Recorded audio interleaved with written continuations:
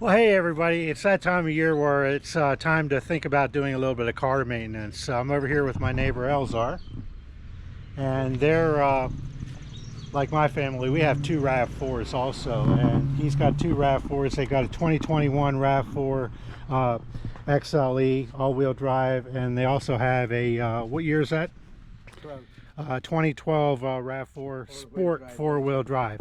And what we're going to do today is we're going to go ahead and change the cabin air filters. Now, a lot of people will miss this because they're used to, most people rather, are used to changing your oil filter and your air filter for your engine. But this cabin air filter is something that the cars use inside to, when they recirculate and pump air around inside, to filter the air inside. So we've got our cabin air filters here ready to go. The two different cars have two different sizes. They're just slightly different sizes from each other. And the other tip for you to consider is just don't get a cabin air filter. You want to make sure that if you're going to go ahead and change these, get one that's got carbon impregnated in it, because what that'll do is if you have any odors in your car, it'll help capture those odors and make the car much better for you. These air filters, this is May of 2024, cost about $8 a piece, or $8 to $10 a piece, depending on the kind of car you have. But you want to make sure you get the right size cabin air filter for the year and model of your car. All right, so we'll start by accessing the filter. First thing we're going to do is move the seat back. Give us a little bit of room here. All right, so I've had a couple Toyotas before, including Priuses, and they all have glove boxes that are the same.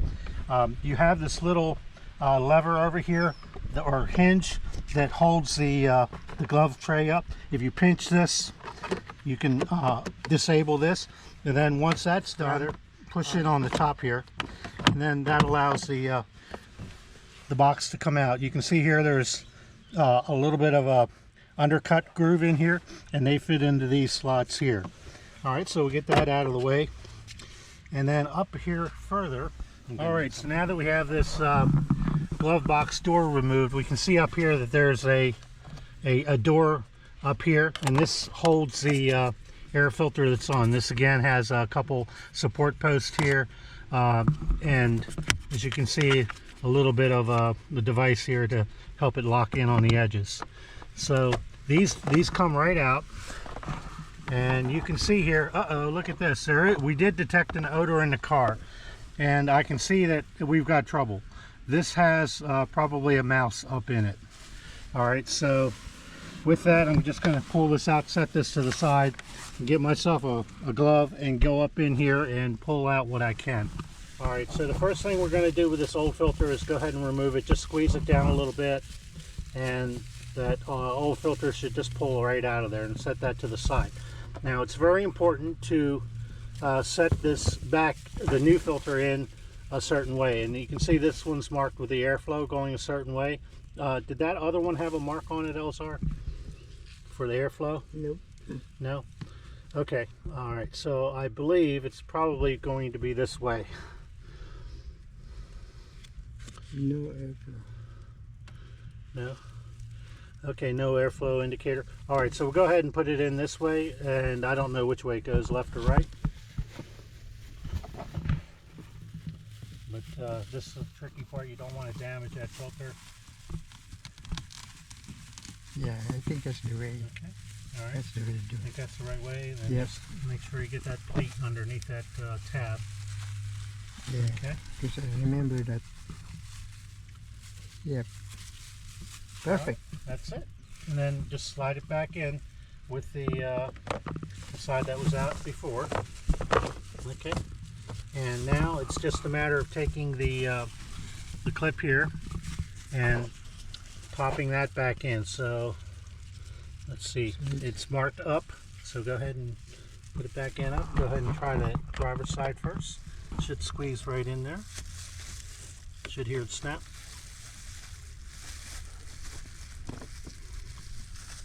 Is that it?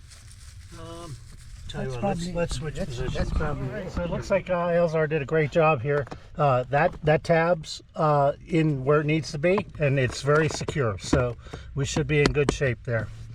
All right. So now it's just a matter of reinstalling the. Oh yeah. So what we're doing also, we have some rodent repellent, and what this does, it has like a strong peppermint oil scent to it, and it will hopefully in the future help keep pests outside of the car. So we'll let Elizar get back in there and spray the entire area. Oops.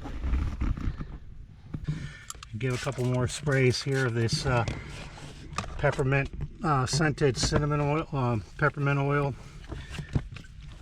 repellent, and we should be good to go. All right, so now what we're going to do is put the glove box back in. So again, just to review, we've got these little cutouts here for the box to go on these two little hinges here. Okay, and once they're on, so once those two hinges are on, you want to pull this post down and push it over top of the pin here, and then over here you want to squeeze the box in a little bit just to get both of those pins in there, and that's it. You're set. You're good to go. A few minutes later. All right, so now it's time to do the 2012 RAV4 Sport. We'll go ahead and do the same thing here. You want to hold that real quick? What I'm going to do is just open the glove box, remove this support pin here.